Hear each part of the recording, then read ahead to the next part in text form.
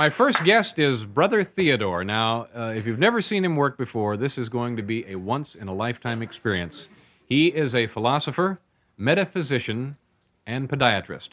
As he admits in his own philosophical way, TV without Brother Theodore is like a rose without a thorn. Please sit back now, phone the relatives, and welcome Brother Theodore.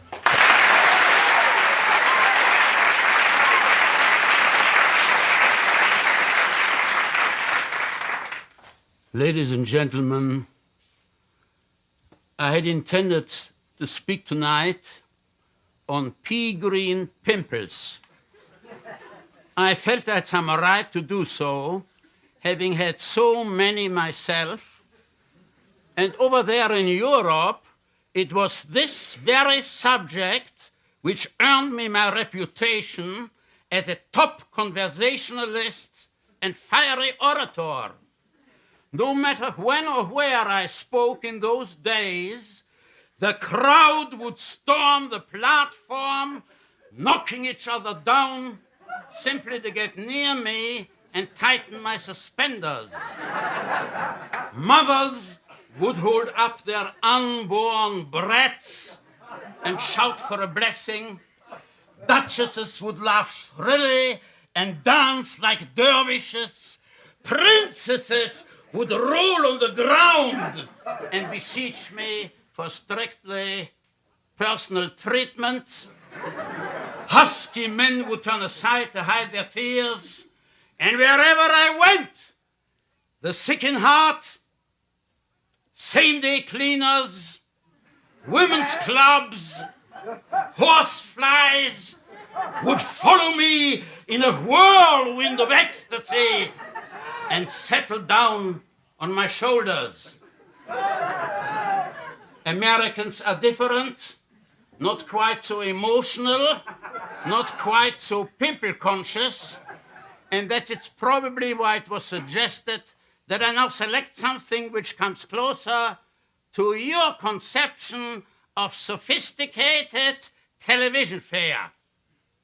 My friends, today, as some of you probably know, today commemorates the anniversary of the death of Willibald Wönnecke, critic, poet, playwright, who in 1909 died of running ears and athlete's foot. Just before kicking the bucket, Wönnecke managed to scribble a note of poetic farewell to Anna Mümmelmann. Anna Mümmelmann, no good hussy and cheap floozy. Anna Mümmelmann, lady of his lifelong love. Little did he know that these last simple words were to become a milestone in German literature, were to sing on in the hearts of millions. The translation you are about to hear is the only one in existence, and I hope I've succeeded in capturing some of the witching, haunting, and as I might say, wombly bretzular mood of the original, the chaste happiness of its rhythm, the logamundidi of its gugu.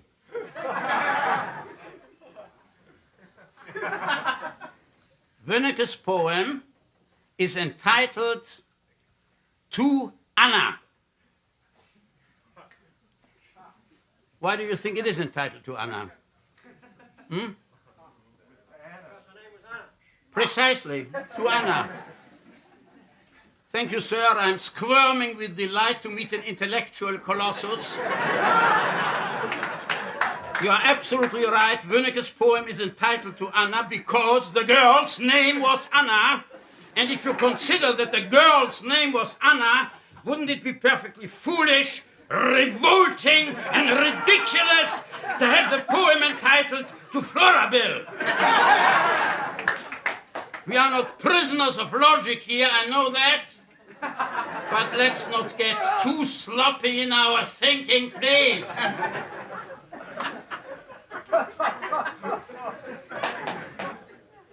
Oh, Anna, beloved one of all my senses, I yearn for you. You, of you to you, I to you, you to me. We. Who arest thou, mysterious maiden? Arest thou? People say thou arest. Let them talk. Thou wearest thy hat on thy feet. Thou wearest thy hat on thy feet, and walkest on thy hands. On thy hands thou walkest. Black, I love you, Anna. I love black to you. You, of you to you. I to you, you to me. We. Oh, Anna fair, purple is the crimson of thy yellow hair. Oh, Anna blue, golden is the tinkling of thy kangaroo. The homely maiden in everyday dress, thou self-appointed kangaroo. I love to you, and I'm going to give it to you good and hot.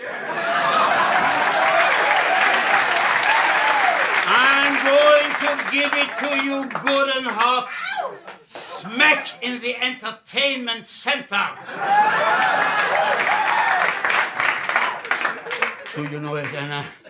Es gibt zwei Sorten Ratten, die Hungrigen und die Satten. Die Satten bleiben vergnügt. Die Hungrigen aber wandern aus. Sie wandern viel tausend Meilen, ganz unerrasten und weilen geradeaus in ihrem grimmigen Lauf. No use. The infantile gigglers keep giggling. The smart alecky smirklers keep smirkling. A house full of pigs ganging up on one butterfly. I don't blame you, my friends. I blame myself. I should have known better. One shouldn't try to sell roses in a fish market because of your boorish behavior, because of your rudeness, because of your tactlessness, because of your obvious lack of understanding.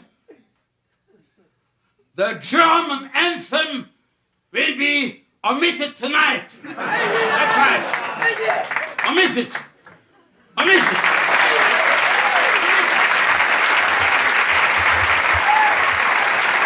Brother Theodore. We'll be right back to talk with this man after you take a look at this. Thank you very much. Welcome back to our show. Brother Theodore is here with us now.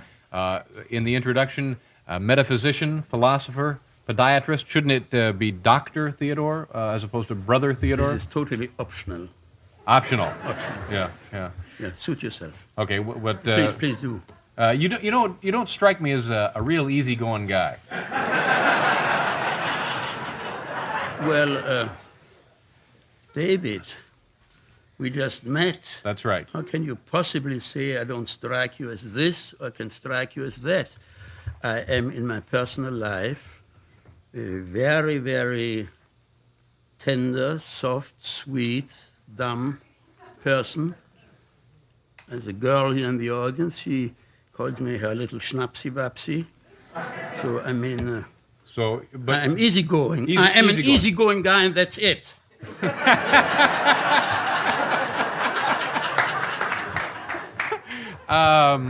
Now, would you describe yourself as being a pessimist, though? You seem you called this fine audience a house of pigs. What should I have called them? A house of crocodiles? No. This is a fine group of folks we assemble here nightly.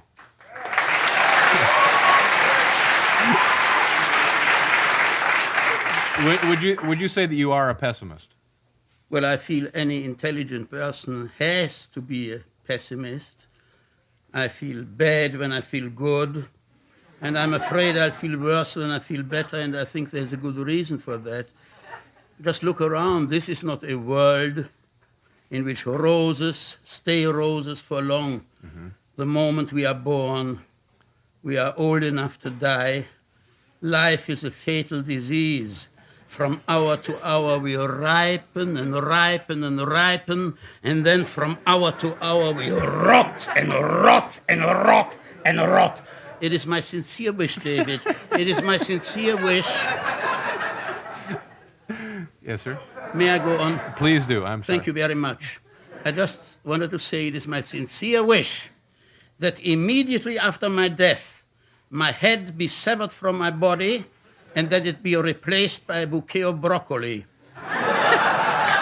It's the artist in me. Yeah, yeah. To me, beauty is always beauty, especially when it is ugly. To me, the most nourishing part of an apple is always the worm. A worm a day keeps the doctor away. 2 worms a day keep 2 doctors away. 3 worms a day keep 3 doctors away. 4 worms a day keep 4 doctors away. 2,345 worms a day keep 2,345 doctors away. And that's a conservative guess. Kind of a shot in the dark there. Okay.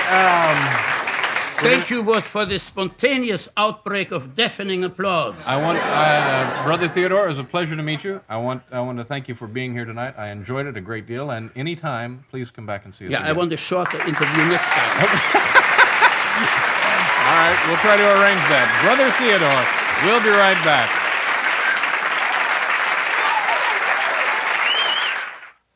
Hi, I'm Larry Bud Melman, here to tell you about all the hubbub at Melman Bus Lines.